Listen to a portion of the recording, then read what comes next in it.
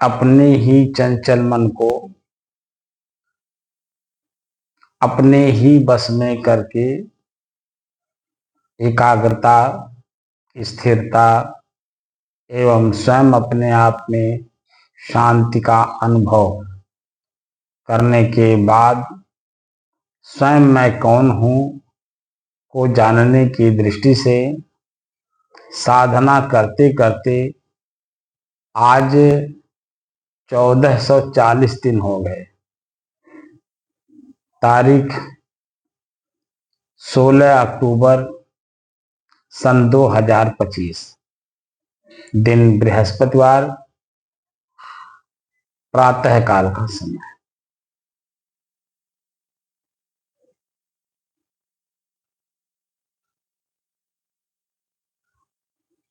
प्रसंग चल रहा था या चल रहा है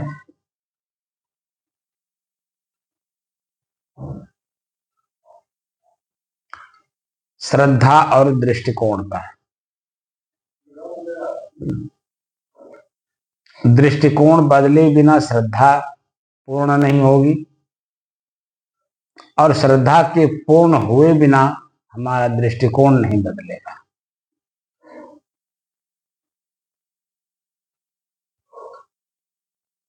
एक दूसरे के दोनों पूरक हैं। अगर हमें किसी से कुछ लेना है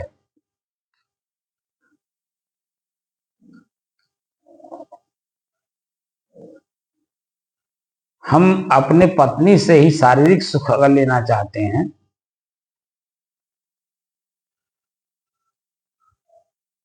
तो दृष्टिकोण भी बदलना होगा और श्रद्धा भी रखना होगा।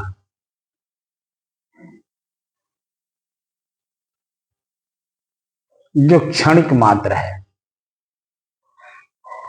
जीभ का स्वाद लेना है, पेट को भरना है, तो भोजन बनाने वाले के प्रति श्रद्धा रखना होगा और अपने जीभ का जो दृष्टिकोण वर्तमान में है उसको बदलना होगा।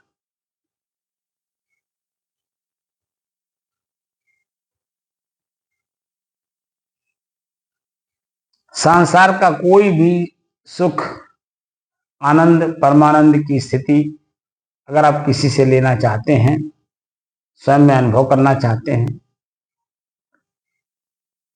तो उस व्यक्ति से, उस वस्तु से, उस स्थान से आपको श्रद्धा रखना होगा और वर्तमान के दृष्टिकोण को बदलना होगा। महाभारत काल में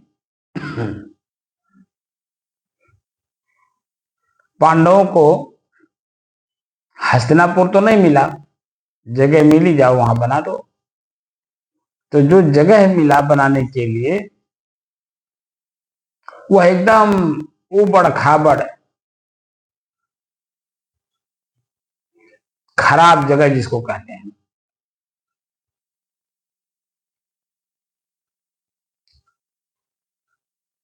खराब जगह में आस्था यानी श्रद्धा रखा गया, पूर्ण विश्वास किया गया और नजरिए को बदल दिया गया। और वही जब खराब जगह एक अच्छे के रूप में तैयार हुआ तो जो हस्तिनापुर के लोग थे उनके नजर में वो जगह गड़ने लगा और उसी से महाभारत हो गया।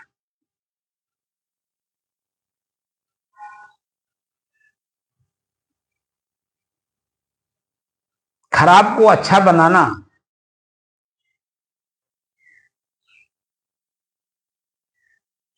दृष्टिकोण बदलने से ही वो बदलता है। खराब अच्छा बनता है दृष्टिकोण बदलने से। एक महात्मा भंडारा कर रहे थे, तो भंडारे में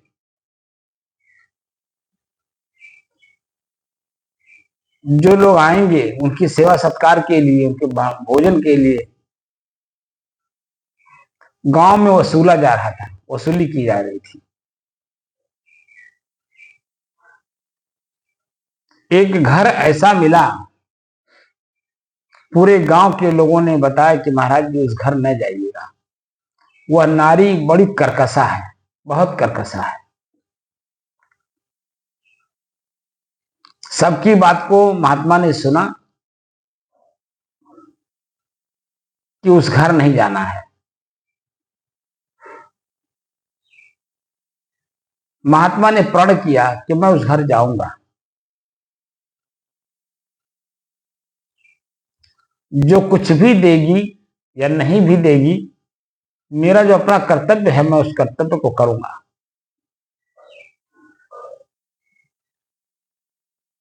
महात्मा जी सुबह सुबह उसके घर में पहुंच गए। तो जैसे आप अपने घर में वर्तमान में जो फर्श बना हुआ है तो आप धुलाई करते हैं, सफाई करते हैं, ऐसे ही पुराने जमाना में जब फर्श नहीं था लोगों के घर में तो लिपाई होती थी। कहीं गोबर से लिपाई होता था तो कहीं मिट्टी से लिपाई होता था। तो वह औरत जो कर्कशा नारी थी वो अपने घर के अंदर में जहां भोजन बनता है, जो चूल्हा था, चूल्हे की लिपाई कर रही थी। अब महात्मा जी पहुंच गए महात्मा जी ने कई बार आवाज लगाई, माता जी भंडारा है, भंडारे के लिए कुछ आप भी दो, भंडारे में कुछ सहयोग करो। वह सुनती रही, अनसुना करती रही, सुनती रही, अनसुना करती रही। और महात्मा जी भी प्रण कर लिए थे कि इससे कुछ लेके जाना है। अंत में वो जिद में आ गई और जिससे सफाई कर रही थी, यानी लिपाई कर रही थी, वह कपड़े का टुकड़ा और कीचड़ में सना हुआ, कीचड़ मतलब मिट्टी में, कीचड़ नहीं कहेंगे, मिट्टी कहेंगे, क्योंकि लिपाई कर रही थी सफाई के लिए। तो मिट्टी में सना हुआ जो कपड़ा होता है उसको पुतनार बोलते हैं, गांव की भाषा है। गांव में जो गंवार लोग अपना कार्य करते हैं अपने अपने भाषा में, उस भाषा की बात हो रही है। तो उस कपड़े को जब जिद में आ गए तो उस कपड़े को उठाई और कीचड़ जो मिट्टी है वो तो मिट्टी सना हुआ था, उसमें पानी भी उसमें था, उठाई और जोर से उन्हीं के ऊपर मारी कि ताकि इनको लगे और यहां से भाग जाए और हमसे कुछ मांगे ना। तो जो कपड़ा उठा के मारी मिट्टी सना हुआ, उसी कपड़े को महात्मा जी उठा लाए और उसको खूब साफ किया पानी से। मिट्टी धुल गया, कपड़ा साफ हो गया और उसी कपड़े का बाती बनाया, दीपक का बाती। बाती बना करके कई, उस समय में लाइट तो थी नहीं, बिजली इसको बोलते हो आप लोग,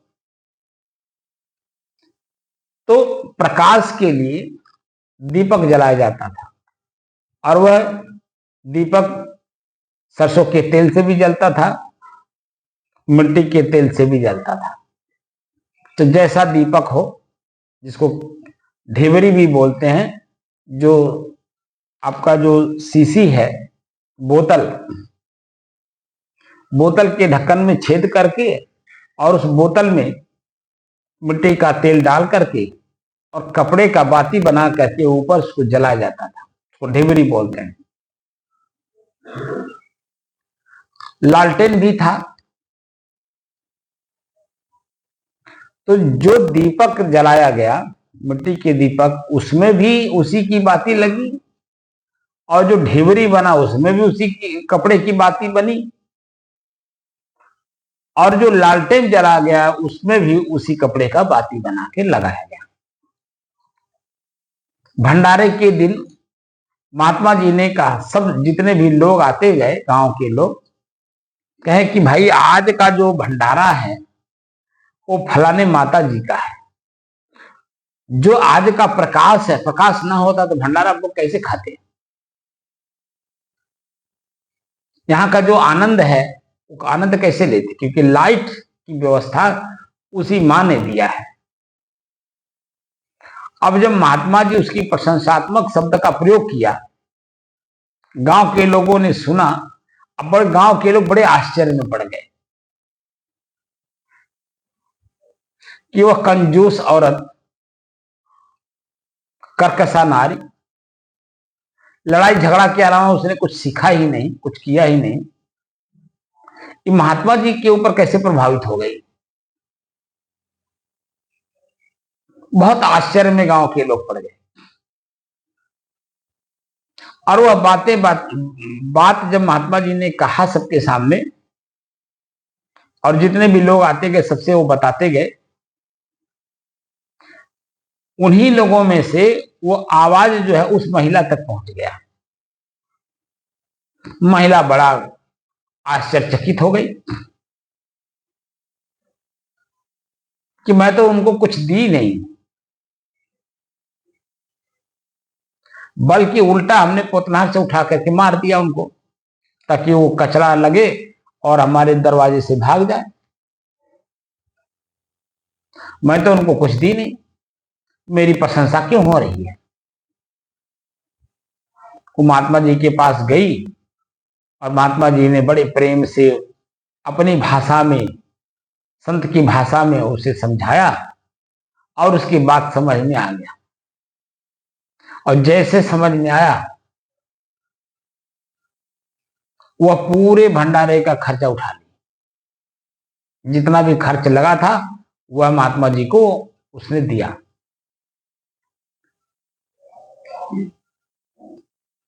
तो महात्मा जी के अंदर में उस महिला को बदलने के लिए श्रद्धा जाग गया।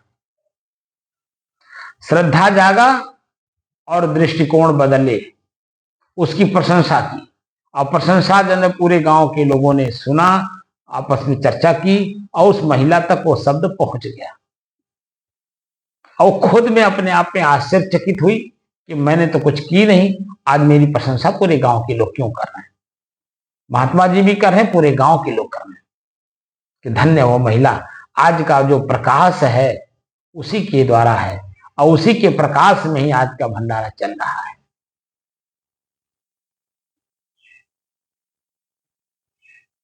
तो श्रद्धा और जो दृष्टिकोण है, दृष्टि है, एक दूसरे के पूरक हैं।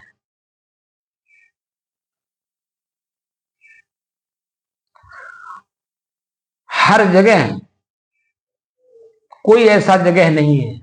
अब मैं विचार कर रहा था रात्रि में, तो देख रहा हूं कि एक लेबर जब लेबरई करता है, मान लीजिए किसी का मकान बन रहा है तो हम मिस्त्री भी लगते हैं, लेबर भी लगते हैं।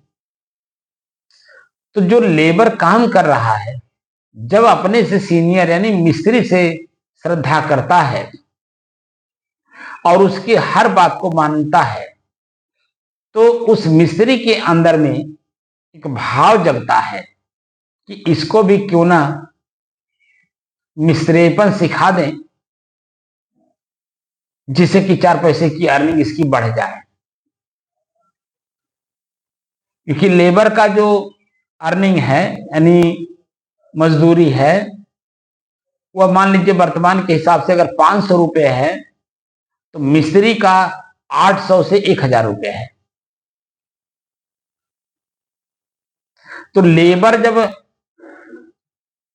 मिस्त्री के ऊपर श्रद्धा करेगा और उसकी हर बात को मानेगा, तो उसकी दृष्टि बदलेगी, उसका दिशा बदलेगा, उसका भाव बदलेगा और वह लेबर मिस्त्री हो जाएगा।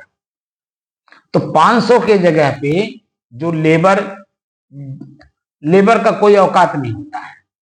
कहीं भी कोई भी आदमी लेबर से काम कराता है तो उसको रेट कह करके बुलाता है। लेकिन जब वही लेबर किसी के ऊपर श्रद्धा किया और श्रद्धा करके उसके हर गुण को सीखने की कोशिश की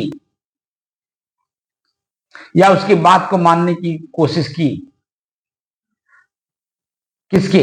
मिस्त्री की। तो लेबर जब मिस्त्री हो जाता है तो उसको मिस्त्री जी कह करके बुलाया जाता है, क्योंकि उससे काम लेना है। क्योंकि मिस्त्री मिलते नहीं जल्दी, अब मिस्त्री के बिना मकान बनेगा नहीं। छोटा मोटा काम हो या बड़ा काम हो,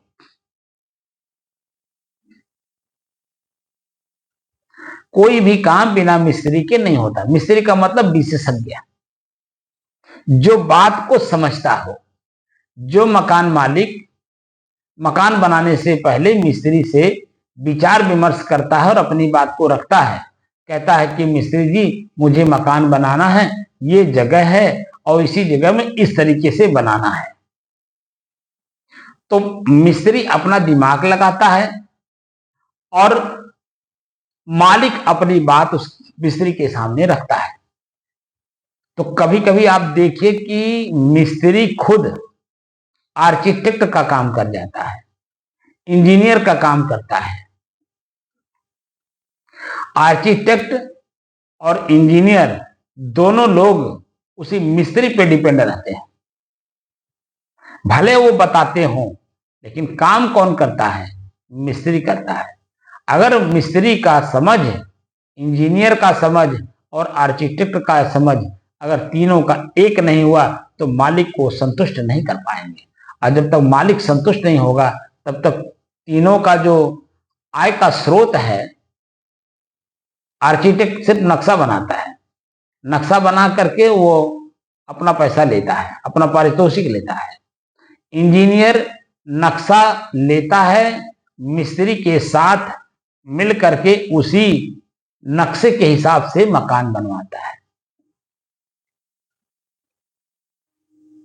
तो तीनों में आपस में अगर तालमेल नहीं है और तीनों में आपसी समझ नहीं है तो श्रद्धा नहीं होगी, और श्रद्धा नहीं होगी तो दृष्टिकोण नहीं बदलेगा, और दृष्टिकोण जब नहीं बदलेगा, दृष्टि नहीं बदलेगी, तो वो जो मकान मालिक जैसा चाहता है मकान को बनाना या बनवाना, जिस मकान में वो रहना चाहता है संतुष्टि पूर्वक, तृप्ति पूर्वक, संतुष्टि ही नहीं बल्कि तृप्त पूर्वक रहना चाहता है, वैसा मकान ना मिस्त्री बना पाएगा, ना इंजीनियर बना पाएंगे, ना आर्किटेक्ट बना पाएंगे, क्योंकि तीनों में तालमेल नहीं है। और तालमेल बनाने के लिए श्रद्धा, एक दूसरे के प्रति श्रद्धा का होना अति आवश्यक है, तभी समझ बढ़ती है, और समझ बढ़ने से ही हमारी दृष्टि बदलती है। दृष्टि बदली तो दृष्टिकोण बदल गया, भाव बदल गया, दिशा बदल गई। उसी खराब जगह को पांडवों की आपसी सहमति से और कृष्ण के ऊपर श्रद्धा करने से वो ऐसा एक सुंदर रूप धारण कर लिया जहां हस्तिनापुर के लोग आश्चर्यचकित हो गए, मोहित हो गए, और उसको पाने के लिए नाना प्रकार की रणनीति तैयार करने लगे। तो आपसी श्रद्धा, एक दूसरे के प्रति पूरक बनते हैं। दृष्टि बदली, दृष्टिकोण बदला, भाव बदला और दृश्य बदल गया।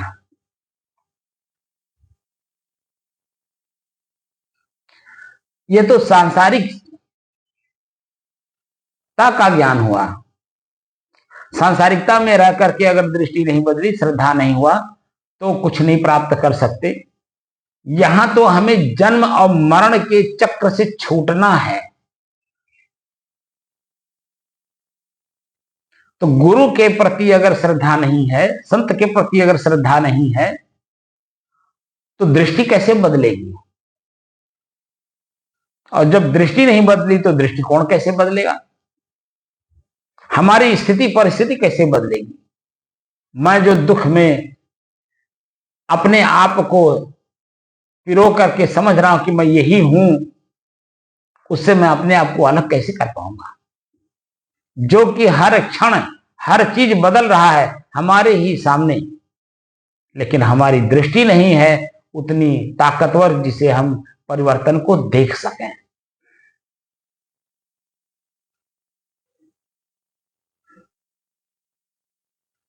क्षण क्षण के परिवर्तन को हम देख भी रहे हैं लेकिन समझ नहीं रहे हैं, और समझदारी आए बिना हमारे भीतर की जो परिवर्तन है, बाहर का परिवर्तन तो दिख रहा है। एक शब्द भी अगर बोला जा रहा है उसमें भी परिवर्तन है, एक शब्द लिखा जाता है तो उसमें भी परिवर्तन है, एक शब्द सुना जाता है उसमें भी परिवर्तन है, एक शब्द को सुन करके समझने में उसमें भी परिवर्तन दिखता है। हर जगह कोई ऐसा जगह नहीं है जहां आपको परिवर्तन न दिखाई देता हो, लेकिन उस परिवर्तन को देखने के लिए अपने आप को अपने आप में ही मजबूती के साथ स्थित करना होगा, जो स्थिर वस्तु है।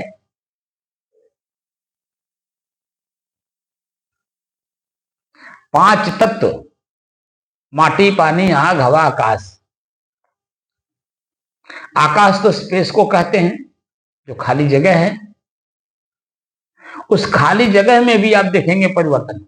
जैसे आकाश है तो आकाश में परिवर्तन होता रहता है। कभी आपको बदल दिखाई देगा, कभी उसी में पशु कह रहे हैं, पक्षी भी दिखाई देंगे। पशु भी दिखाई देते हैं स्पेस में ही, क्योंकि मान लीजिए जमीन पर पशु है तो दूर है, तो दूर जो पशु दिख रहा है, पशु के और हमारे बीच में स्पेस है, खाली जगह है, तब पशु दिख रहा है, जितना भी दूर पे हो। लेकिन जब बीच में कुछ आ गया तो पशु नहीं दिखेगा, जो बीच में है वो दिखाई देगा, क्योंकि बीच का स्पेस खत्म हो गया, कोई चीज दूसरा आ गया।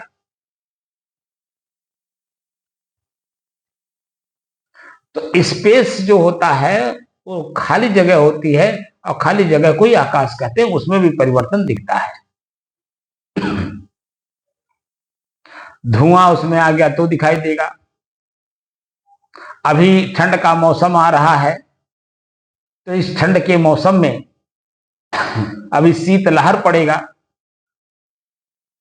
तो शीत भी उसी स्पेस में दिखाई देगा।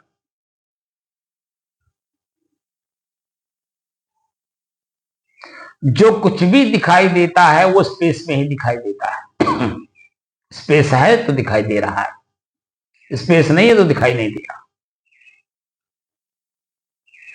लेकिन उसी आकाश को जब वास्तव में आकाश की तरह जब देखा जाता है तो ठोस है, स्थिर है, स्वच्छ है, निर्मल है, निर्द्वंद है।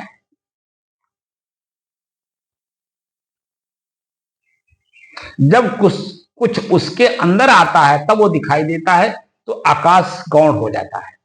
तो जो आया हुआ है वही दिखाई देता है। ऐसे मिट्टी का अपना जो स्वरूप है वो स्थिर है।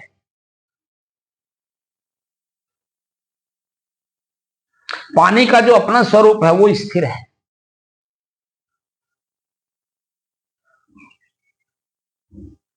आग का जो अपना स्वरूप है खुद का वो स्थिर है।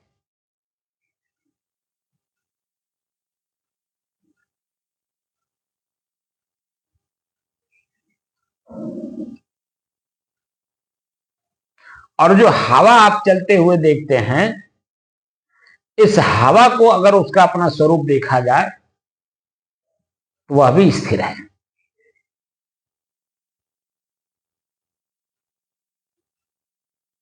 उसी पांच तत्वों की तरह मैं भी एक तत्व हूं, जिसको आपने गीता में आत्म तत्व और निज तत्व के बारे में पढ़ा होगा।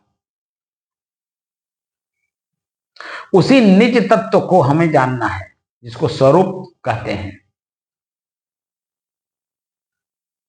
आत्म स्थिति, स्वरूप स्थिति। स्थिति शब्द का मतलब होता है स्थित हो जाना, उसी में फिट हो जाना, और उसकी जो फिटनेस है वो यथावत हमें हमेशा दिखाई दे।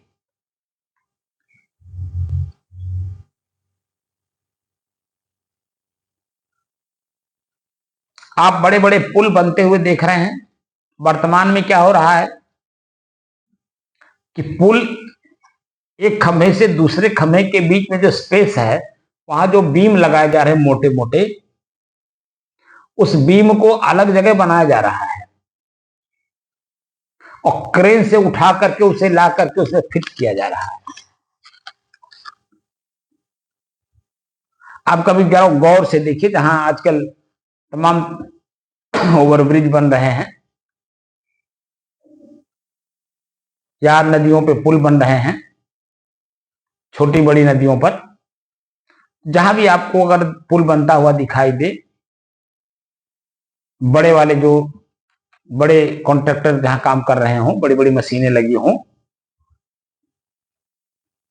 तो आप देखेंगे कि जब तक दोनों जो बीम है दोनों सिरे पर फिट नहीं बैठता है, तब तक उस पर कार्य चलता है उसको फिट करने के लिए। और जब वो अपने आप में फिट हो जाता है तो कार्य बंद हो जाता है। उसकी फिटनेस जांच ली जाती है, परख ली जाती है, और फिर उसको यथावत छोड़ दिया जाता है, क्योंकि अब उसके ऊपर कार्य करना है, कार्य क्या करना है? ट्रकों को, बसों को, जो लोडर गाड़ियां हैं, लोड लेकर के चल रही हैं, या जो हल्की गाड़ियां हैं, मोटरसाइकिल है, साइकिल है, पैदल वाला, सब उस पर से आ जा सके और निश्चिंतता, निर्द्वंदता पूर्वक आ जा सके। क्योंकि जो पुल का बीम है वह अपने खांचे में फिट है, और इंजीनियर बताता है कि यह फिटनेस इसकी इतने वर्षों तक रहेगी, वह लिख के लिखित रूप में भी दे देता है, ताकि जो सरकारें उस पुल को बनवा रही हैं, चाहे वही सरकार हो चाहे दूसरी कोई सरकार आए, क्योंकि इंजीनियर ने लिख के दिया है, विभाग में वो चीजें लिखित रूप में स्टोर हैं फाइल में, समय समय से उसका निरीक्षण परीक्षण हुआ करता है। तो जब समय उसका पूरा होने लगता है या समय पूरा हो गया, तो जनता भी उसको सरकार के कान में आवाज डालती है, मीडिया के लोग भी, उसके अपने ऑफिस के लोग भी, वह अधिकारी भी अधिकृत है जो उस विभाग का, और सरकार को बताता है कि अब इसकी आयु सीमा पूर्ण हो गई, अब यह कभी भी गिर सकता है, कोई भी खतरा हो सकता है। तो सरकार क्या करती है? उस पुल को गिराने से पहले या उसके गिरने से पहले दूसरा पुल दूसरा तैयार कर देती है, ताकि जो आवागमन है इस पार से उस पार जाने का, वह हमेशा यथावत बना रहे, उसमें कोई बाधाएं ना आने पाए।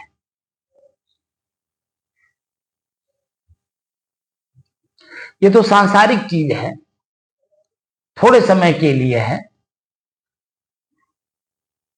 आज से 1,00,000 वर्ष पहले आप जाइए, अगर इतिहास आपको मिले और अगर जानने की कोशिश करिए,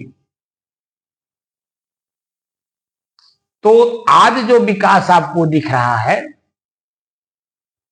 यह विकास तो कुछ भी नहीं है। इससे पहले बहुत से विकास ऐसे हुए हैं जहां विकास करने वाले यही मनुष्य अपने आवश्यकता अनुसार खूब विकास किए। जब पुल नहीं था, जब बड़े बड़े मशीनें नहीं थी, तो भी तो विकास था। तो उस समय में जो विकास था वो किसके द्वारा था? तो उस समय के संसाधनों के द्वारा था। उस समय में संसाधन क्या थे यात्रा के? जमीन पर था लढ़िया बैल या ऊंट, हाथी, घोड़े, या नाव थी नदियों में। नदी को इस पार से उस पार ले जाने के लिए नाव थी, और नदी का जो सिरा है इस पार से उस पार, वो सिरा छोटा होता है, तो इस सिरे से उस सिरे ले जाने के लिए छोटी छोटी नावें होती थी। लेकिन जो व्यापारी व्यापार करते थे दूर दूर से, दूर दूर तक ले जाने वाली सामान, तो बड़ी बड़ी नाव होती थी। उसी नदी का सहारा लेकर के एक दूसरे जगह से दूसरे जगह तक ले जाने के लिए नाव का उपयोग होता था। नाव में सामान लेकर के लोग व्यापार करते थे।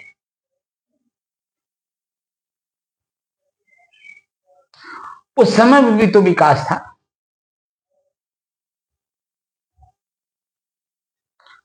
मुझे जो है जाने का मौका मिला छत्तीसगढ़, श्रीपुर, जो मध्य प्रदेश का हिस्सा है। मध्य प्रदेश से ही कट करके छत्तीसगढ़ बना है। तो श्रीपुर में जब मैं गया, वहां हमें बताया गया कि एक समय था, ये जो महासमुंद नदी है, इस महासमुंद नदी से व्यापार होता था। बड़ी बड़ी नावें यहां आकर के रुकती थी, बड़े बड़े व्यापारी यहां आकर के रुकते थे। श्री का मतलब है संपन्न, तो ये जो जगह था हर प्रकार से संपन्न था।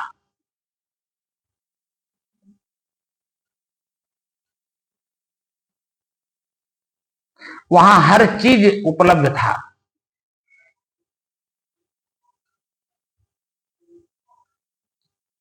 तब मेरा दिमाग खुला। बताइए, आज का विकास कुछ भी नहीं है जो हम नदियों पर पुल बना करके 24 घंटा लगातार चल रहे हैं, लेकर के लोगों को चला भी रहे हैं। और उस समय में जब हमारे पास पुल नहीं था, हमें नदी का ही सहारा था। नदियों के सहारे जब हम लोग कितना बड़ा बड़ा व्यापार करते थे।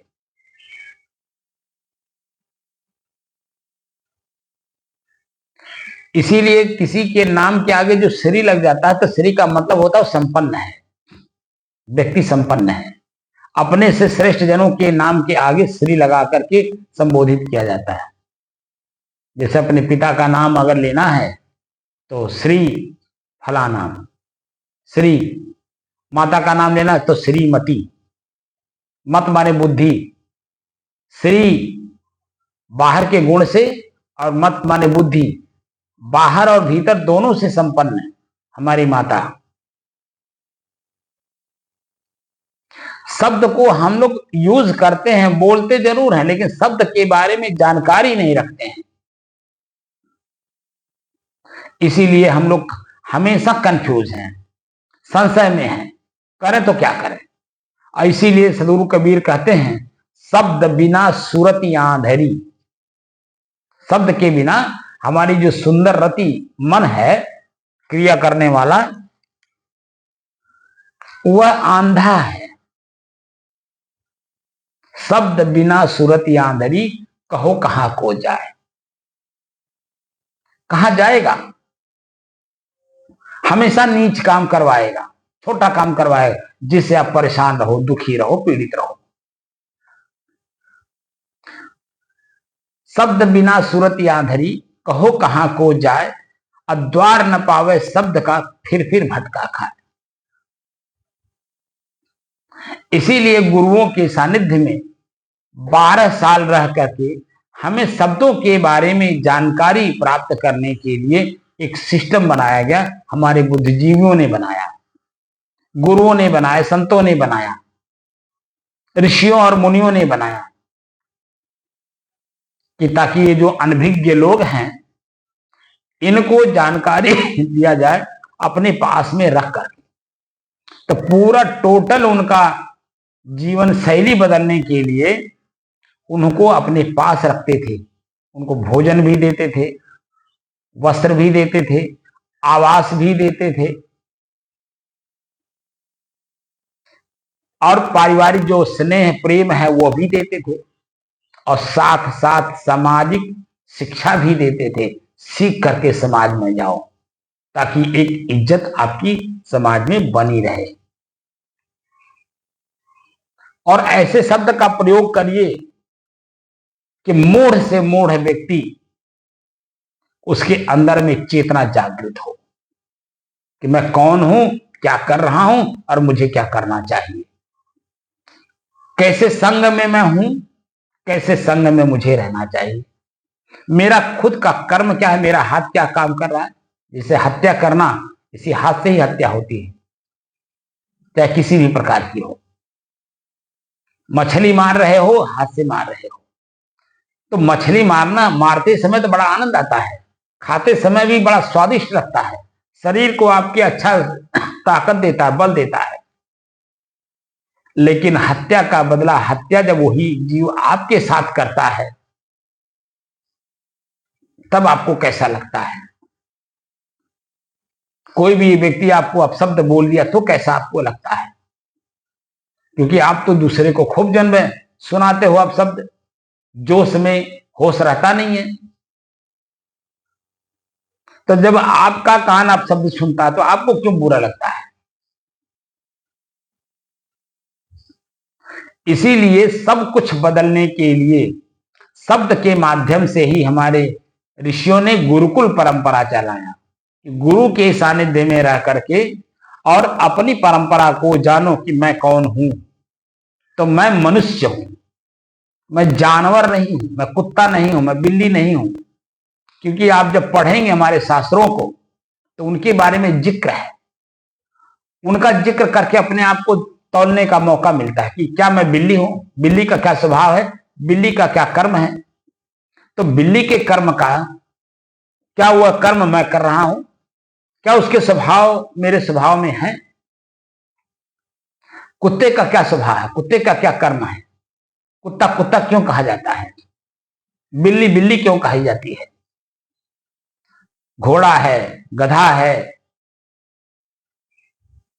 सबके अपने कर्म हैं, उनके अपने स्वभाव हैं।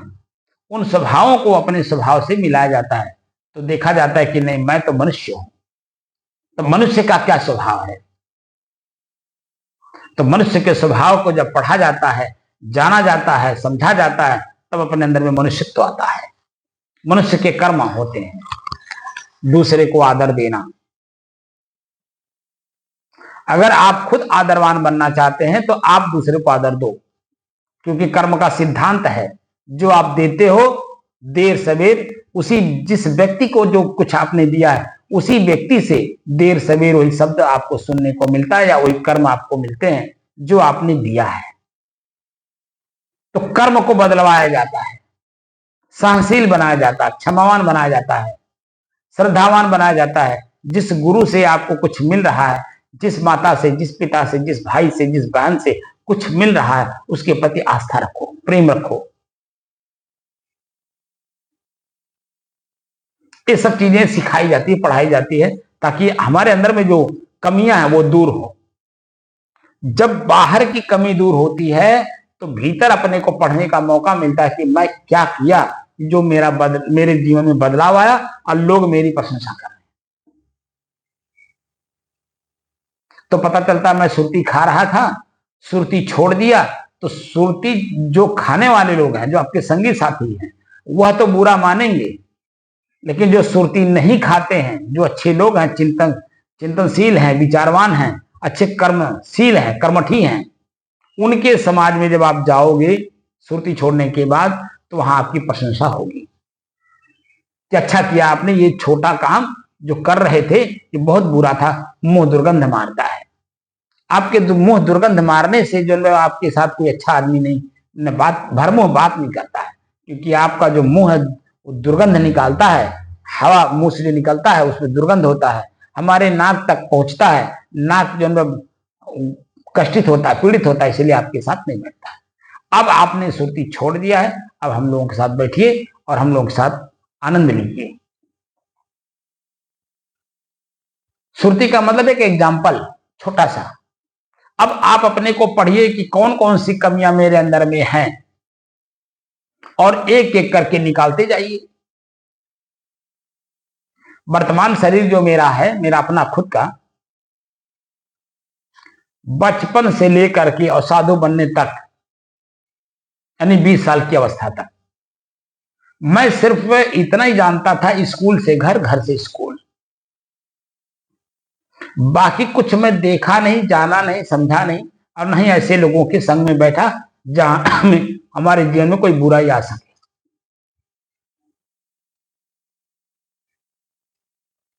माता जी हमारी बड़ी चौकन्ना रहती थी, क्योंकि उनको किसी ने बता दिया था, ज्योतिषी ने, या तो ये साधु बनेगा या तो ये डाकू बनेगा, दुष्ट होगा पक्का है, और इतना बड़ा दुष्ट होगा जो नाम कमाएगा, सुल्ताना डाकू की तरह।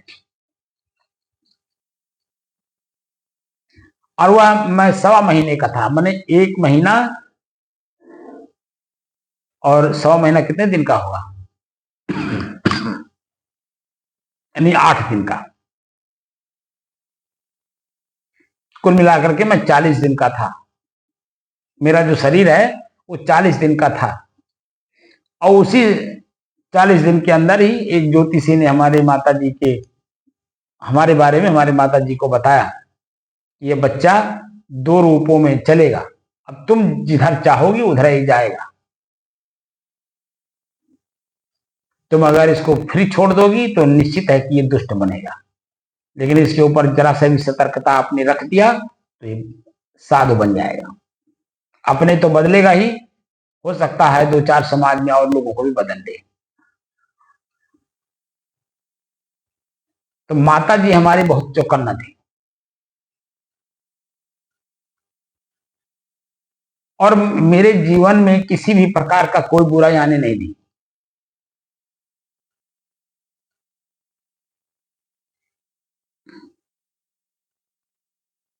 और उन्हीं का देन है कि संत के सानिध्य में मैं गया और संत पहली मुलाकात में एक शब्द दिए जो मैं आप लोगों के सामने अभी 2-4 दिन से बोल भी रहा हूं कि ब्याह नहीं यह व्याधि है, सकहु तू जाहु बचाए, और पायन बेड़ी परत हैं ढोल बजाए बजाए। ये ब्याह नहीं है, ये व्याधि है, दुख का घर है।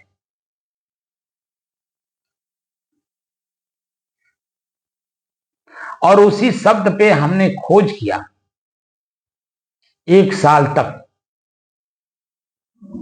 घर घर की कहानी जब देखा, सब लोग उसी में डूबे जा रहे हैं और डुबाए जा रहे हैं, और डूबने की ललक भी लोगों के अंदर में है। वो कौन सी ऐसी शक्ति उसमें मिल जाती है जिसको पाने के लिए लोग लालायित हैं, ना पाए तो पछता, पाए तो पछता। और जब खोज किया मैं भीतर से, और उन खोजों में जब मैंने पाया कि कुछ नहीं इसमें लोग पाते हैं, अंत में पीड़ा, दर्द, दुख, शरीर जो हृष्ट पुष्ट मिला था वह भी रोगी, अंत में रोगी शरीर लेकर के जाते हैं। मरते हैं जब ना तो रोगी होकर के जाते हैं, पीड़ा लेकर के जाते हैं, इस शरीर को रोगी बना के जाते हैं। तो इस शरीर के बाद जहां जाएंगे वहां तो और ज्यादा रोगी होंगे, क्योंकि वो मन में वो बातें लेके गए हैं।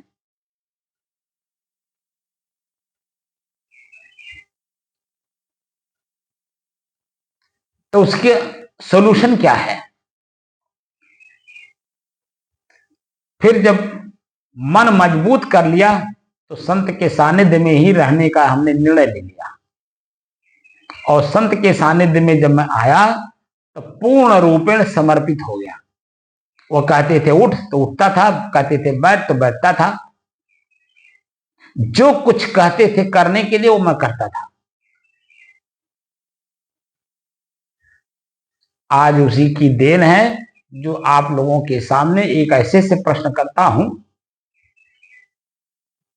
बहुत सहज प्रश्न करता हूं, लेकिन लगता है कि बड़ा कठिन काम है, लोगों को लगता है बड़ा कठिन है। आप बता दीजिए, ये एक प्रश्न है छोटा सा एग्जाम्पल के रूप में, ये शरीर ही मैं हूं या ये शरीर मेरा है? जो कि रात दिन मैं शरीर हूं ऐसा नहीं कहते हैं। मेरा उंगली कट गया, मेरा उंगली जल गया, मेरा पेट दर्द कर रहा है, रोज बोलते हैं, 24 घंटा में 10 बार बोलते हैं। लेकिन जब प्रश्न पूछता हूं तो भागते हैं लोग, महाराज कहां हमको फंसा रहे हो? ऐसे ऐसे शब्द सुनने को मिलता है। मैं वो बता रहा हूं, कहां फंसा रहे हो हमको? अरे हम साधु बनने वाले थोड़ी हैं, हम साधु नहीं बनेंगे महाराज। बताइए, हम साधु बना रहे हैं उनको?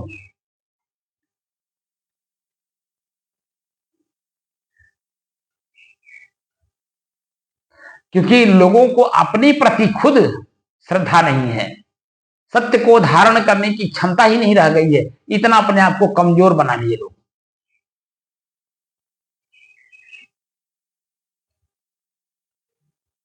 क्या कमाई किया आपने भाई? कौन सी कमाई आपने कर ली? जो संसार में सबसे ताकतवर चीज है वह स्वयं हो आप, और आप अपने को जो इतना बड़ा कमजोर बना लिए कि अपनी शक्ति ही भूल गए कि मैं कितना शक्तिमान हूं। इन सांसारिक चीजों में इतने आसक्त हो गए।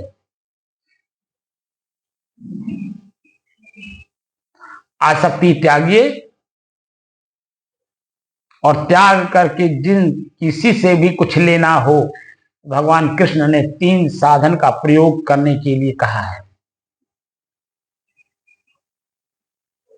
किसी से भी कुछ लेना हो, और वो आप लोग प्रयोग करते हो, ऐसा भी नहीं है नहीं करते हो, लेकिन आप जानना नहीं चाहते कि मैं कहां कहां प्रयोग करता हूं।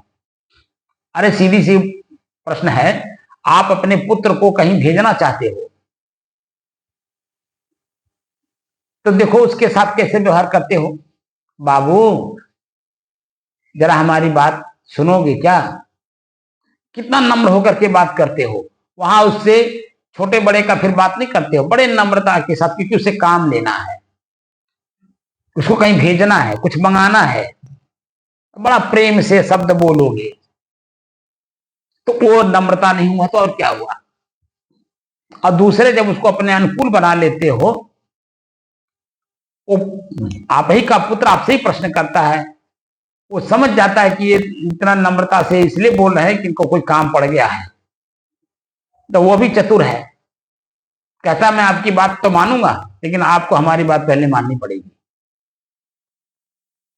छोटा बच्चा भी अगर आप उससे कुर्सी मंगाते हो या एक माचिस मंगाते हो तो भी कहता हम नहीं लाएंगे, तो आपको उसको चॉकलेट देना पड़ता है। चॉकलेट वो पा जाता है, खुश हो जाता है, तुरंत दौड़ करके माचिस लाके आपको दे देता है।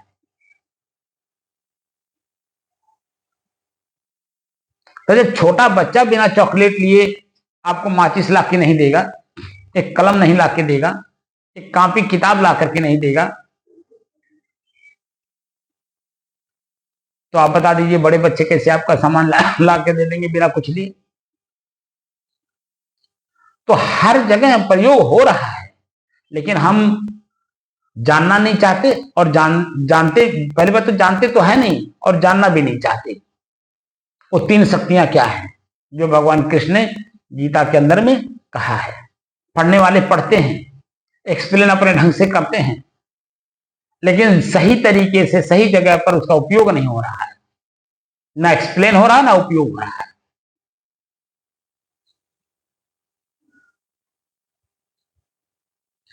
वह है पहली बात, पहला शब्द है नम्रता। किसी से भी कुछ लेना हो तो नम्र हो जाइए। अपने आंकड़ को दिखा करके किसी से कुछ आप नहीं प्राप्त कर सकते, नम्र होने पे ही आपको कुछ प्राप्त हो सकता है। तो पहला शब्द है नम्रता। नम्रता का मतलब शिष्टाचार, झुकना।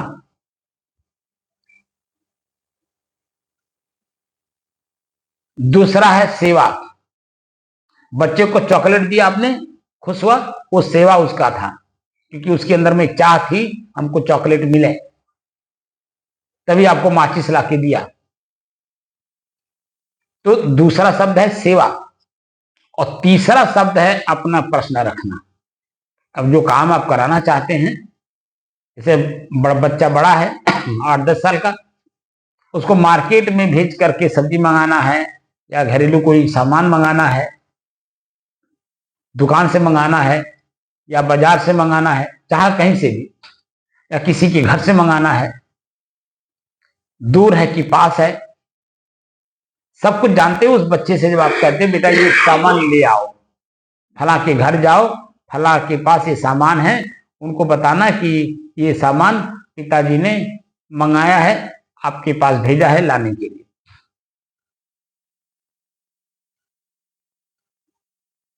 तो वो जो प्रश्न आप डालते कि ये सामान लेके आओ, वो तभी लेके आता है जब दो चीजें उसके साथ आप प्रयोग करते हो। तब पहले उसके साथ नम्र बनते हो, दूसरे उसके मन को अपने अनुकूल बनाते हो, यानी सेवा करते हो, तभी वो आपके अनुकूल होकर के वो काम करने जाता है। आप किसी भी अपने ही बच्चे से टाइट होकर के अकड़ करके जरा आप कोई काम करा लीजिए, क्या संभव है?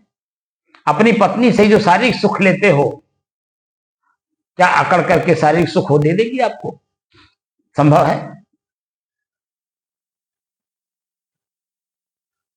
जब छोटी छोटी बातों में, छोटे छोटे कर्मों में आपको वहां इन तीनों का पालन करना पड़ता है, यहां तो आपको सबसे बड़ा चीज प्राप्त करना है, मोक्ष। और यहां भी अगर आप अकड़ दिखाएंगे तो क्या पाएंगे?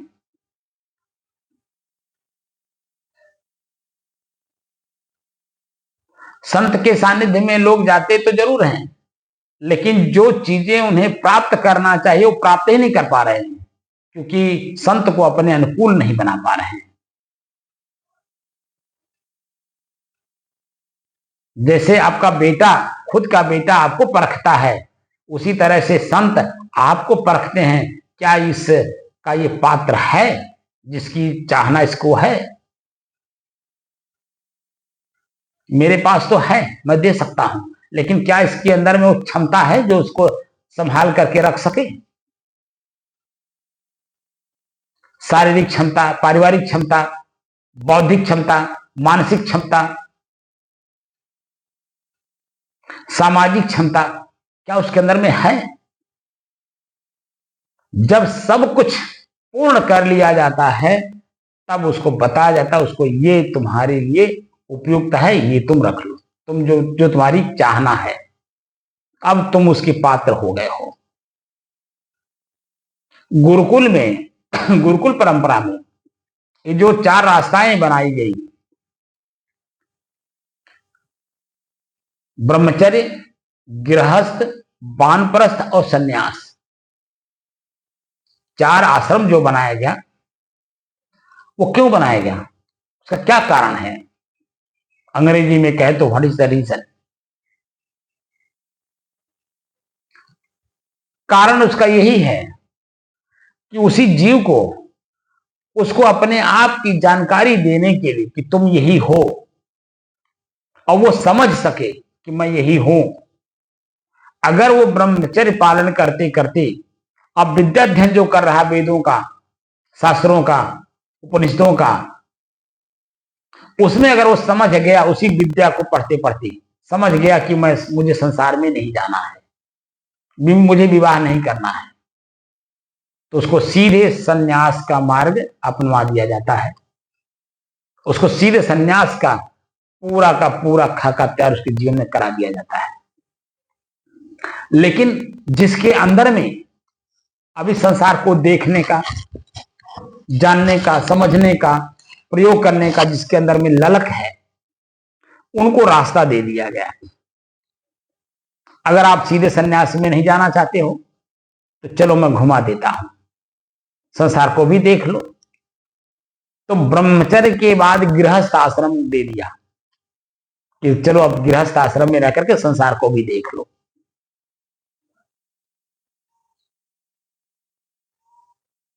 और जब गृहस्थ में गया तो वहां नियम लिखा हुआ है, पूरे 25 साल में जो गृहस्थ में आप गए हो, सिर्फ एक बार किसी भी वस्तु को देखने, जानने, समझने के लिए प्रयोग करिए।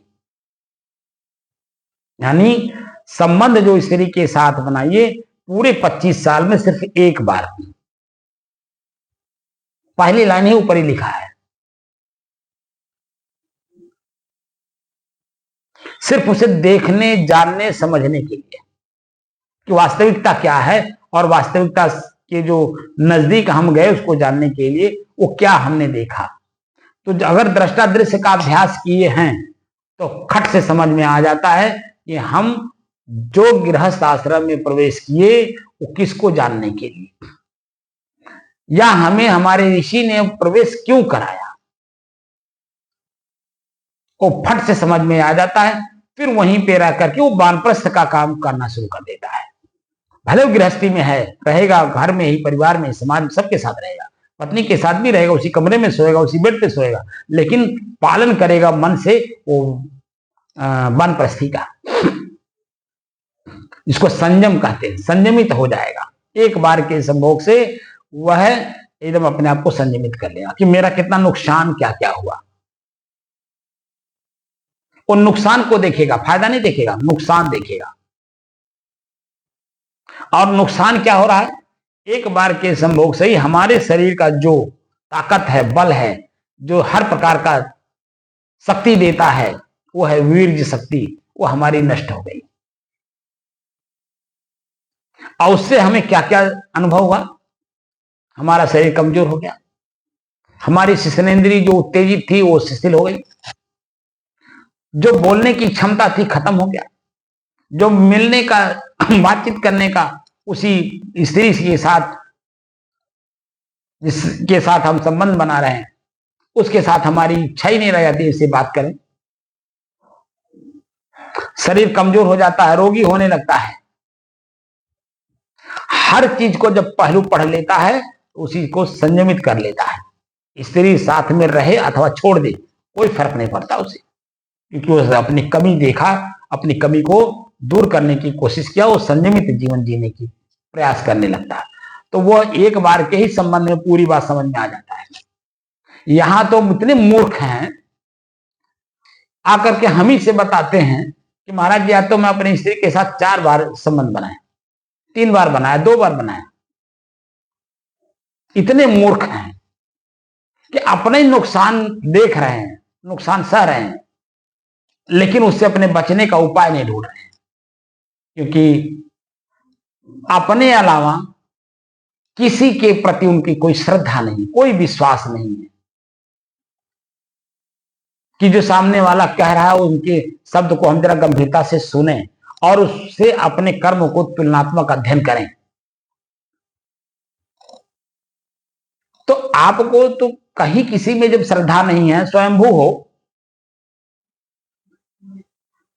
तो स्वयंभू बन करके ऐसे काम करोगे पतिंगे की तरह। इसीलिए हमारे भाषा में हमारे संत लोग पतिंगा कहते हैं, पतिंगा, कि पतिंगा जैसे बरसात के मौसम में तुरंत पैदा हुआ और जलता हुआ दीपक को देखता है, उसी में जल जल करके अपने आप को मरता है। उसका पंख जल रहा है, उसका पैर जल रहा है, उड़ नहीं पा रहा है, फिर भी वो उसी के रूप में, यानी दीपक का रूप है, प्रकाश है, रोशनी है, उसी को देखता है और बार बार उसी में झुलसता है, उसी में झुलस करके मरता है। ऐसे ही पतंगे की तरह हम लोग उसी विषय वासना में अपने जीवन को समर्पित करके और अपने शरीर को रोगी बना करके देखते हैं, और हम खुद महसूस भी करते हैं किसी के कारण से हो रहा है, उसके बाद भी नहीं समझ में आता है, और अपने शरीर को रोगी बनाते हैं और अपने आप को रोगी बना करके शरीर को त्यागते हैं। तो प्रकृति क्या करती है, आगे आपको इससे भी ज्यादा खतरनाक शरीर देती, जहां पीड़ा ही पीड़ा आप झेलो, हमेशा ही डरे रहो। मनुष्य के अलावा आप सबको देखो, सब लोग डरे हुए हैं। किससे? मनुष्य से। मनुष्य से पाला ना पड़े कि वो पैर से कुचल देगा, हाथ से डंडा से मार देगा, तमाम तरह की चीजें जानवरों के अंदर में मनुष्य के प्रति है। और वो कौन किया? मनुष्य शरीर में उसने खुद किया, निर्भय नहीं हुआ। और गीता के 16वें अध्याय के प्रथम श्लोक के प्रथम शब्द में ही अभयम शब्द का प्रयोग किया गया। अभयम निर्भय होना। तो निर्भय आप कब होंगे? सत्व संशुद्धि, हृदय को संशुद्ध करोगे, शोध करोगे, अपने मन को निर्भीक बनाओगे, अपने कर्मों से अपने आप का तुलनात्मक अध्ययन करोगे कि मैं कर्म कैसा किया जो मेरा मन भयभीत है, दुखी है, दूसरे के सामने नतमस्तक हो रहा है। तो कर्म को जब पढ़ोगे तो कर्म सुधरेगा और आपके अंदर में निर्भीकता आती चली जाएगी। अभयम सत्व संशुद्धि। फिर कह रहे ज्ञान योग व्यवस्थिति। ज्ञान को योग के द्वारा, या यूं कहें कि योग को ज्ञान के द्वारा सुव्यवस्थित ढंग से जो अपने जीवन में आचरण में उतारता है वही निर्भीक हो पाता है। आज मैं निर्भीकता के साथ 35 साल बाद इन सब बातों को बोल पा रहा हूं। क्यों? उसका कारण यही है कि जो काम आप कर रहे हो वो काम मैं नहीं कर रहा हूं, इसलिए बोलने की हिम्मत हमारे अंदर में है। और यह इसलिए बोल रहा हूं कि ताकि आप अपने को समझो, अपने कर्म को समझो और अपने आप को अपने आप में मजबूत बनाओ और कर्म को सुधारो। कर्म जो उतावलेपन में आप आकर के कर ले रहे हो, उस कर्म को अब देखो, जानो, समझो, करने लायक हो तो करो, न करने लायक हो, अगर उसमें आपको नुकसान दिखाई देता हो तो तुरंत त्याग दो। वो कर्म कोई भी कर्म हो सकता है, बोलने का कर्म हो सकता है, सुनने का कर्म हो सकता है, देखने का कर्म हो सकता है, चलने का कर्म हो सकता है, हाथ से कुछ करने का कर्म हो सकता है।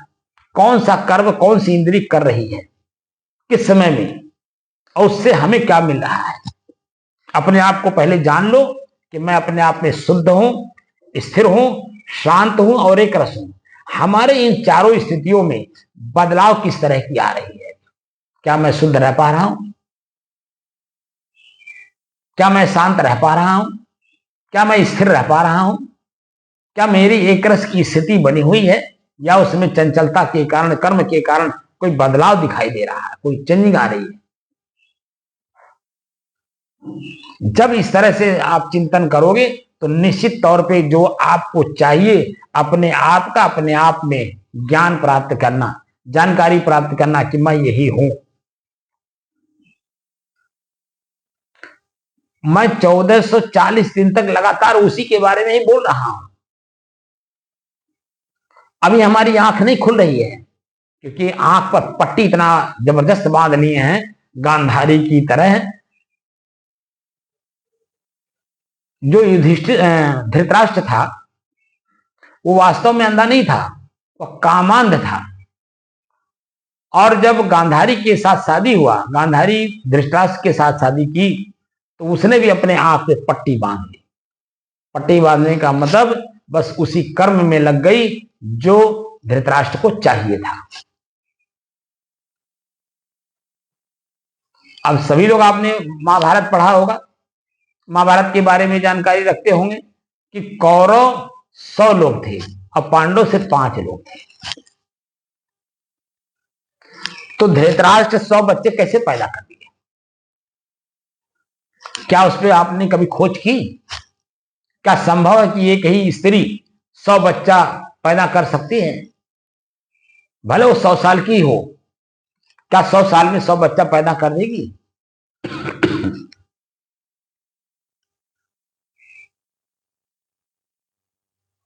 आपने सुना होगा ओसामा बिन लादेन के बारे में। जब ओसामा बिन लादेन मारा गया तब उसकी पूरी हिस्ट्री खुली तो पता चला उसके इतने बच्चे थे, 57 बच्चे थे शायद। और उसके पास स्त्री कैठू थी और किन स्त्रियों के पास कितने बच्चे थे, जो कि 57 बच्चे उसके पास थे, 100 नहीं थे। तो एक महिला पूरे 57 बच्चे को जन्म नहीं दी थी, कई स्त्रियां थी उसके पास।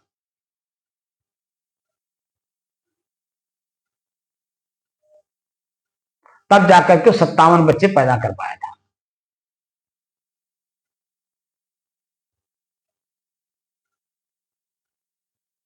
तो ये सब चीजें खोज करने वाली है। अब खोज तभी आदमी कर पाएगा जब अपने आप में स्थिर होगा तब, क्योंकि उसमें स्थिरता की जरूरत। किसी भी शोध में, खोज में, रिसर्च में आपकी स्थिरता ही वहां कामयाबी आपको देती है। आप खुद स्थिर नहीं है, इसलिए किसी भी कार्य में सफलता आपको नहीं मिलती, क्योंकि आप खुद स्थिर नहीं है, चंचल है। इस काम को कर लें, उस काम को कर लें। जैसे किसान 1 बीघा खेत है तो एक ही अगर बीज बोएगा पूरे खेत में, 1 बीघे में, तो उसका फसल एक पूरा दिखाई देगा। लेकिन उसी में छोटे छोटे टुकड़े बना दिया, कई फसल बोया है, उसी में मिर्चा भी है, उसी में बैगन भी है, उसी में मूली भी है, उसी में गाजर भी है, उसी में सलजम भी है। यानी 1 बीघा खेत में कई बीज अगर बोएगा तो कितनी उसकी राशि उसको प्राप्त होगी? आप बताइए, कितने उससे कितना लाभ कमा लेगा? लेकिन पूरे 1 बीघा में जब एक राशि होती है तो उससे ढेरी मिलती है।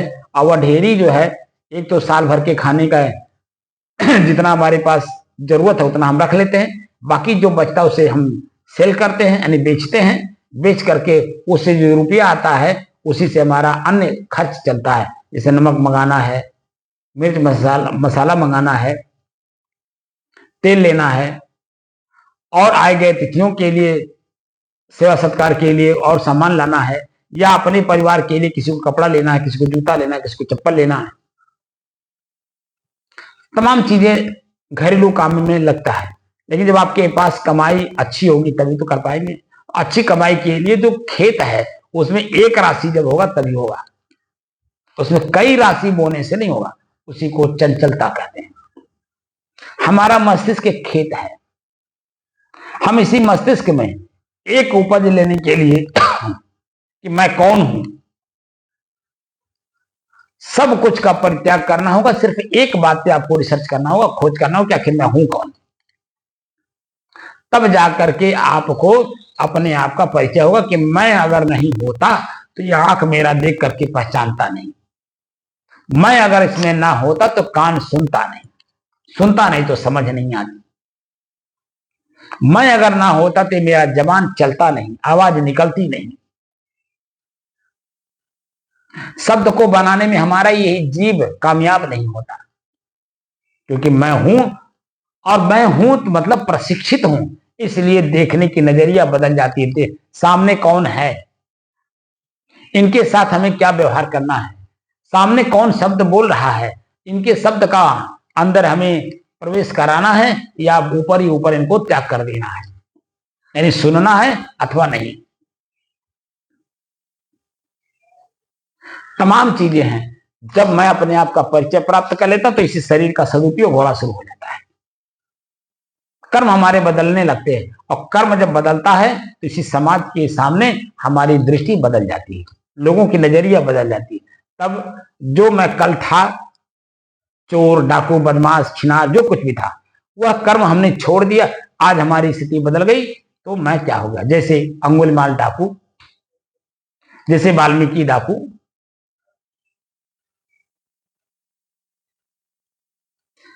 लोगों का भाव नजरिया सब बदल गया, क्योंकि मैं बदल गया, मेरा कर्म बदल गया, मेरे भाव बदल गए,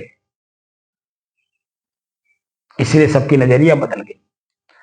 हाँ, शंका जरूर है कि कहीं फिर उसी कर्म में ना आ जाए, लेकिन एक विश्वास है नहीं बदलेगा, इसलिए कि किसी के संग है, किसी के प्रति श्रद्धा जगी। जैसे अंगुलीमाल डाकू को महात्मा बुद्ध के प्रति श्रद्धा जागी, तो श्रद्धा सत्य को धारण करने की, अपनी गलती स्वीकार करने की क्षमता उसके अंदर में थी। महात्मा बुद्ध के शब्द को सुना, अपनी जिंदगी को बदल लिया, तो लोगों में विश्वास हो गया कि नहीं, अब तो डाकू नहीं रह गया, अब ये किसी को मारेगा नहीं, किसी अंगुली नहीं काटेगा। तो लोगों में आस्था जगी, उसकी सेवा हुई, और उसी सेवा से मतलब भिक्षु बन गया ना। तो भिक्षाटन करने जाता था गांव में, तो लोगों में पहले तो शंका हुआ, कह रहे अंगुलीमाल आ रहा, और अंगुलीमाल गांव में क्यों आ रहा, कहीं किसी को मार ना दे। नहीं, लोगों में विश्वास जगह नहीं हो, तो महात्मा बुद्ध का शिष्य हो गया, उस कर्म को त्याग दिया जिस कर्म के कारण इसके प्रति लोगों की आस्था नहीं रह गई थी। इसको डाकू कहा जाता था, चोर कहा जाता था, बदमाश कहा जाता था। अब वह एक संत के सानिध्य में अपने आप को पूर्ण समर्पित कर दिया, कर्म को बदल दिया, अब इसको भिक्षा दिया जा सकता है।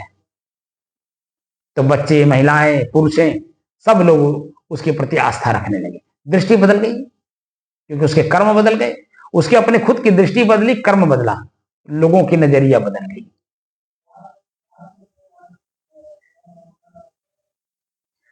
अब दूसरे जो वाल्मीकि जी थे, हमारे संत लोग उसी रास्ते से जा रहे गए जिस जगह पर अंगुलीमाल नाम का डाकू डकैती डालता था, लोगों को लूट लेता था, और विरोध करने पे मार भी देता था।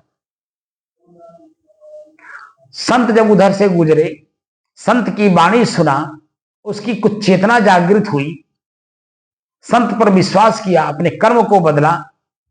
आज अंगुलीमाल डाकू, अरे वाल्मीकि डाकू, वाल्मीकि ऋषि हो गए। उल्टा नाम जपत जग जाना, वाल्मीकि भय ब्रह्म समाना। तो जब आप संतों के शब्दों में विश्वास करोगे, अपने कर्म को देखोगे और कर्म को बदलोगे, तो निश्चित है कि आपकी नजरिया सामाजिक दृष्टि से बदल जाएगी, क्योंकि आप अपने दृष्टि में अपने आप में बदलाव खुद देख रहे हैं।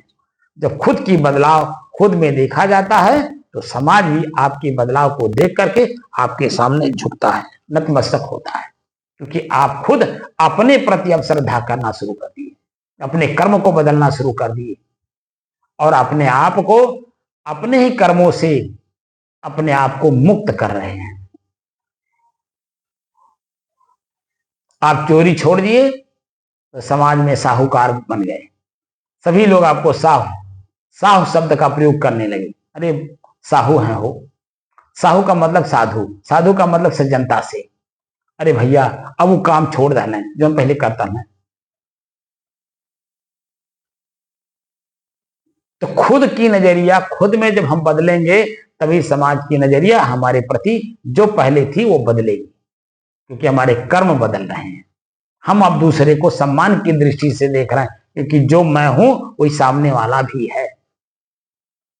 तो मैं जब अपने आप में सम्मान पाना शुरू कर दिया, वही सम्मान हम दूसरे को देना शुरू कर दिए।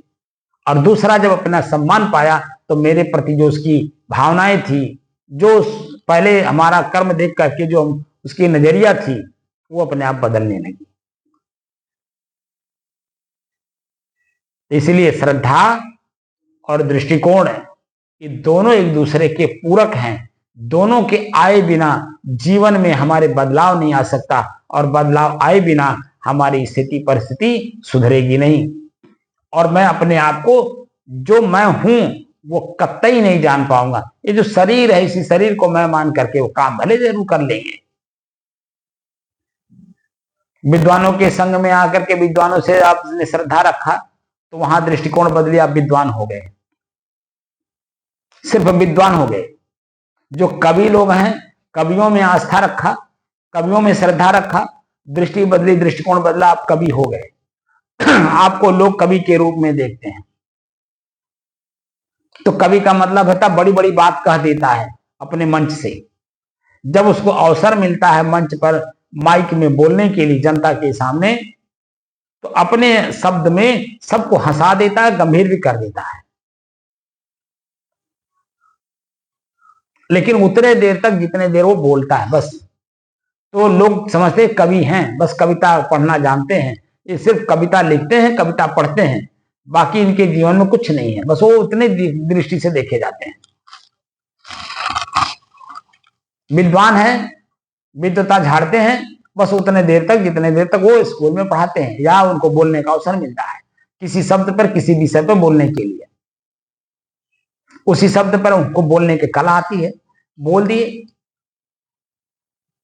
और बोल करके लोगों को प्रभावित कर दिए। उतने देर तक ताली बजवा लेंगे जितने देर तक वो बोल रहे हैं।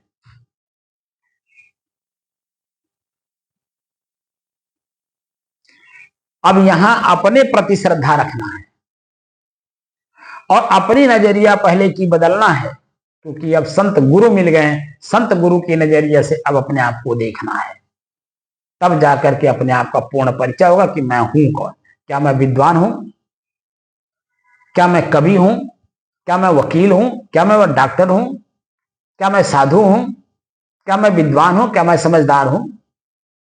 मैं हूं के बीच में जितना भी शब्द लगेगा सब निकल जाएगा, सिर्फ एक शब्द बचेगा, मैं हूं बस। और वही मैं हूं को जानने, समझने, देखने और उसी में स्थित होने के लिए हम लोग साधना कर रहे हैं, साध रहे हैं, यानी अपने बस में कर रहे हैं। जो मैं अपने बस में हमारा हाथ होना चाहिए था, मेरा हाथ मेरे बस में नहीं है। कान ने शब्द सुना, मन में भाव उत्पन्न हुए, क्या कह रहा है, चित्त ने अनुसंधान किया कि हमको बुरा कह रहा है, उठा के हाथ ने डंडा मार दिया, ढेला मार दिया, भाला मार दिया, फरसा मार दिया, गोली मार दिया। परिणाम क्या आया कि सामने वाला घायल हो गया या मर गया या बेहोश हो गया। तो उस समय में आपकी चेतना जागृत होती है, अब क्या करूं मैं, तब भयभीत होता है, तब भागता है अपने कर्म से। लेकिन कर्म कर चुके हो तो उसका परिणाम भी आपको लेना पड़ेगा। कितना भी पूरे सृष्टि में दौड़ जाओ, लेकिन अपने आप से या दुनिया से तो बच जाओगे, संसार से, समाज से बच जाओगे। उसके जो व्यक्ति को मारा आपने, मर गया वो, उसके परिवार से तो आपने बच लिया, लेकिन अपने आप के कर्मों से, अपने आप के संस्कारों से कैसे बचेंगे? क्योंकि वो बार बार पंच करेगा, अरे मैंने उसको मार दिया था, मेरे हाथे वो मर गया। उसको कैसे अपने आप से अलग करोगे? और वो जो मरा है वो शरीर से तो छूट गया, अलग हो गया, लेकिन वो तो अपने आप को जान रहा है कि इन्होंने ही मुझे मारा है। फिर वो जन्म लेगा और आप नहीं समझ पाओगे कि वही आया है, और वह दूसरे शरीर में आकर के समय मौका पा करके, कि एक शब्द पढ़ा होगा आपने, माध्यम, तो ऐसे ही माध्यम बन जाता है। वहां उस माध्यम के माध्यम से आपको वहां पहुंचा देता है। आपका कर्म, उसका कर्म, दोनों एक हो जाते हैं, जहां आपका दोनों का मिलन होता है, और वहीं पर फिर वो आपको मारता है।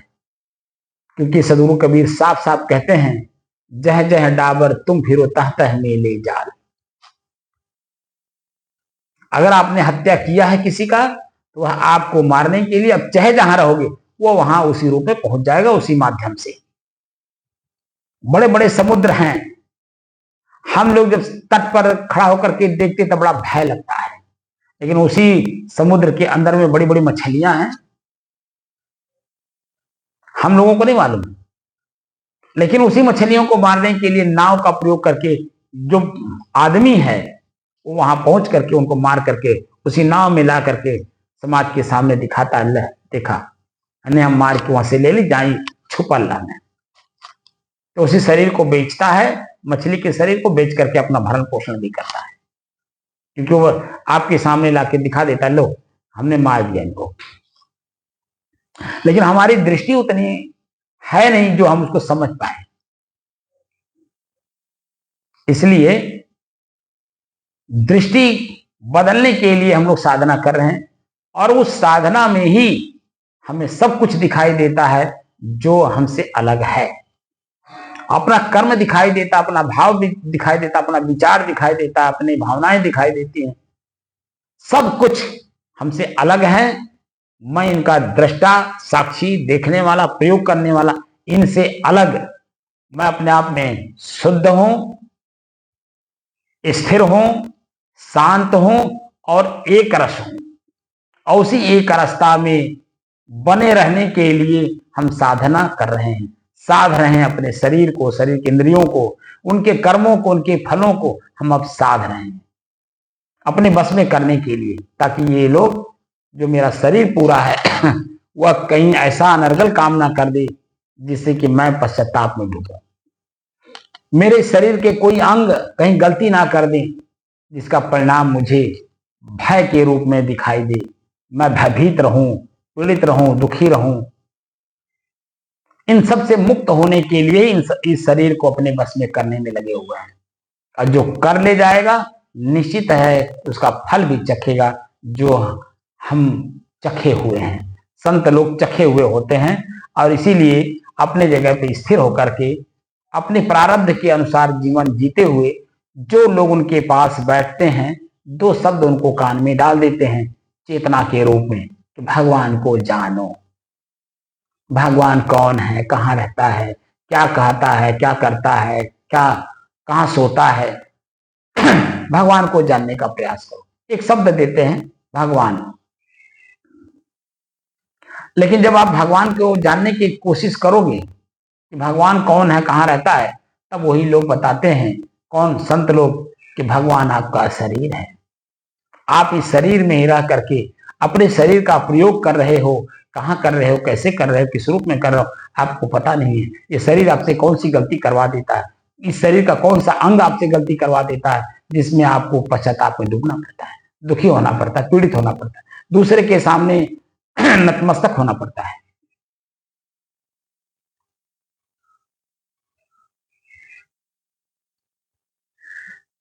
भगवान प्रकृति को कहते हैं भगवान, भा भूमि, ग गगन, व वायु, आग और नीर।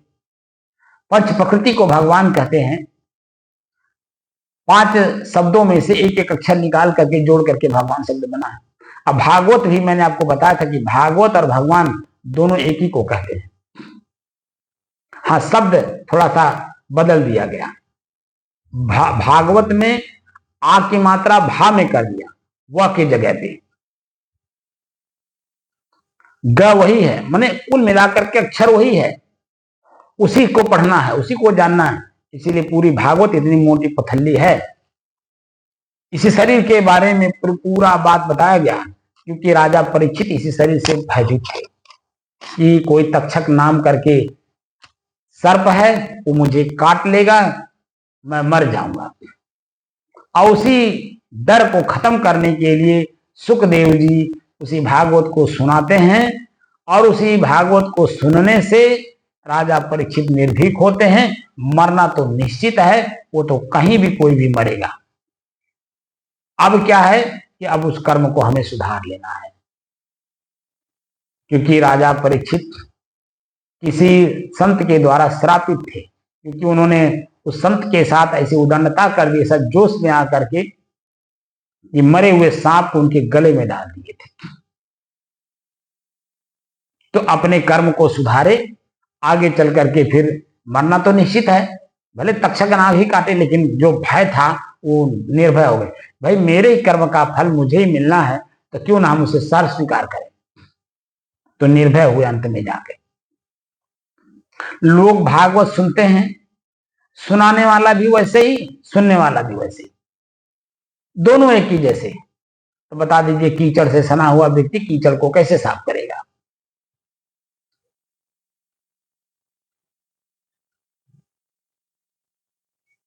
तो संत गुरुओं के ऊपर श्रद्धा करिए, श्रद्धावान बनिए, जिससे कि हमारी नजरिया बदले।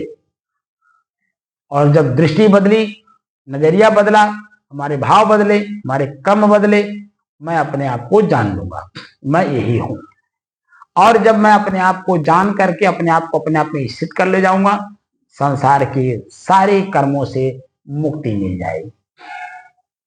क्योंकि मैं अपने आप को अपने आप में ही यथावत रहने की अभ्यास कर लिया। मैं उसी में यथावत, शरीर में जब तक रहूंगा, ये आंखें देखेंगी, कान सुनेगा, पैर चलेगा, मुंह बोलेगा, लेकिन अब देखेगा भी तो संभल के देखेगा, बुराई नहीं आने पाएगा, सुनेगा भी तो संभल के सुनेगा, बुराई नहीं आने पाएगी। तो मेरी जो स्थिति है वह शांत स्थिति यथावत बनी रहेगी। और उसी यथावत को बनाए रखने के लिए हम साध रहे हैं, साधना कर रहे हैं। अपने शरीर के अंगों को, उनके कर्मों को, उनके फलों को हम अपने बस में करके शांत चित्त, जैसा मैं हूं वैसा रहने का अभ्यास कर रहा हूं।